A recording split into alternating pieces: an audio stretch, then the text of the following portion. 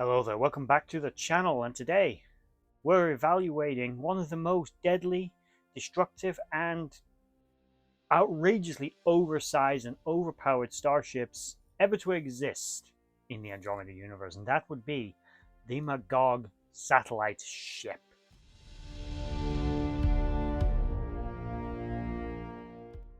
Now, for those of you who don't know, the Magog were a bit of a feral species. Humanoid, they were extragalactic.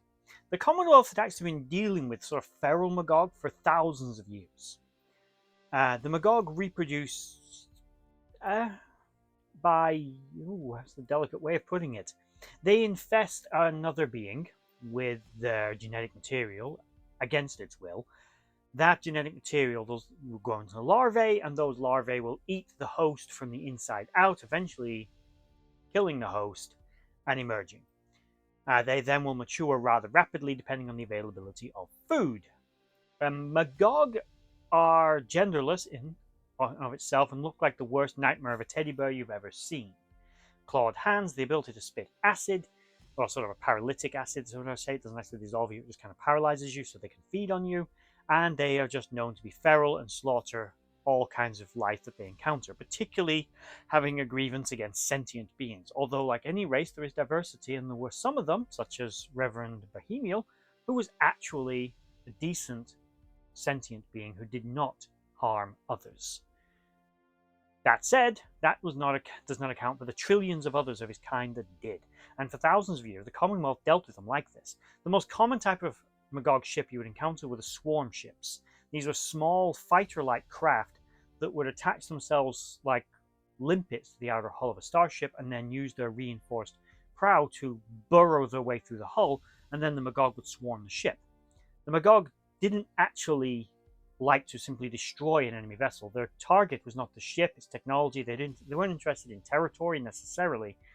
They were there to kill the crew. And that brings us to the satellite ships. So for context, as I said, the Magog were seen as this feral primitive species, but actually they were just the advanced scouts, or the descendants of advanced scouts from a much vaster civilization that was already responsible for the extermination of all known life in at least one other galaxy, in the service of their god, the harbinger of the abyss.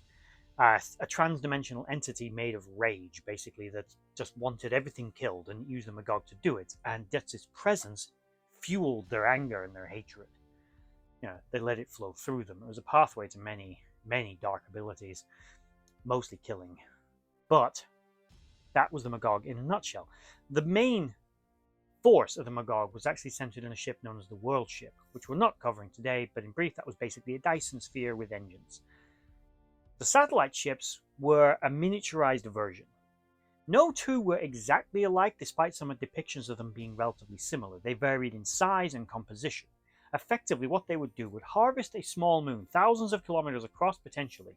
They would then basically bore holes in it, drill tunnel systems underneath it for them to live in, and millions of Magog would live there. They'd strap engines to it and somehow move this thing around using massive engines, and actually made it FTL capable through the slipstream.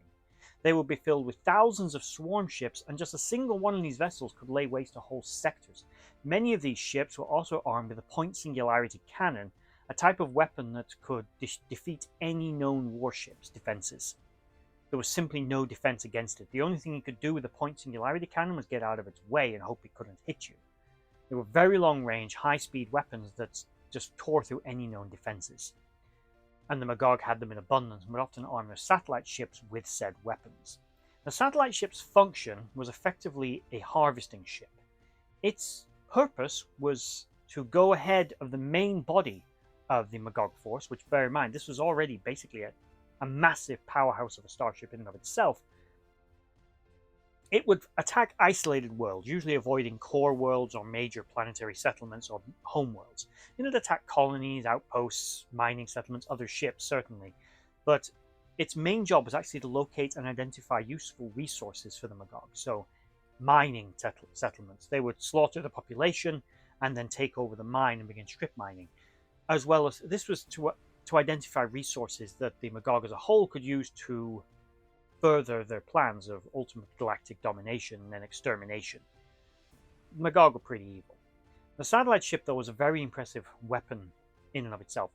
Being a moon, effectively, it was just a big chunk of rock, which I'm assuming they used mass dampeners or something of that nature to decrease the moon's gravitational field, and so maybe to make it a little easier to move around as well. Just to maneuver something that big would take tremendous power. Incidentally, massive fusion reactors were built deep inside the moons in order to generate this power needed to just propel this thing. But it just shows how much more sophisticated and not so feral the Magog actually were. As the sort of, as I said, the descendants of the early scouts that came there, many saw them as just primitive, savages, beasts, not capable of creating such a wonder of engineering. But no matter what you threw at it, because effectively it was just a big chunk of rock, unless you used something along the lines of a Nova bomb, or at least something with equivalent power, you couldn't touch it. Standard armaments weren't going to harm it. The only structures on the surface of a satellite ship were weapons, engines, and defenses. The Magog and the control system, they were all deep inside it. And you had to get through its defenses. Yes, they could be destroyed, of course, but they were not easy to destroy. These were some of the most impressive weapons and engines of war in the entire known galaxy. And they were created by a race that had a reputation for being little more than savages and animals. And that's assuming you could get near it, because again, thousands of swarm ships inside this vessel. So it would deploy these to attack you. A whole fleet could be destroyed just in the presence of one of these things.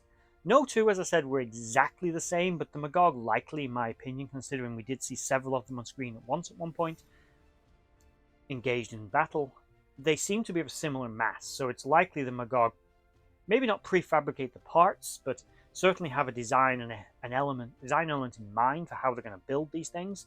So they kind of want a moon of a certain size, a certain density, a certain composition, because too big might be too hard to maneuver, too small might not be useful.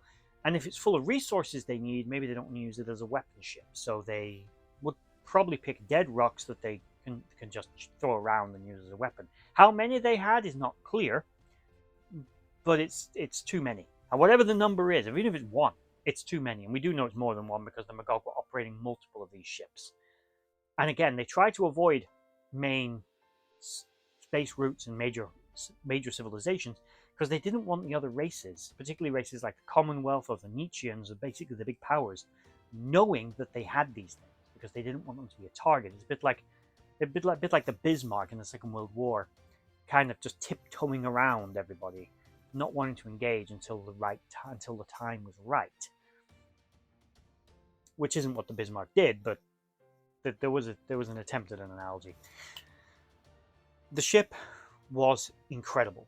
Although some were defeated, these ships, just their very presence was enough to send shivers down the spine of any captain and make his shorts turn brown. They were pretty much immune to anything you threw at them. They were filled with hungry, cannibalistic monsters that want to eat you, and they have thousands of fighters that can swarm your ship. And even though you can destroy many of them, usually versus how many of them will actually, of your ship you'll lose, it doesn't matter. You simply are going to be overwhelmed, hence the term swarm ships.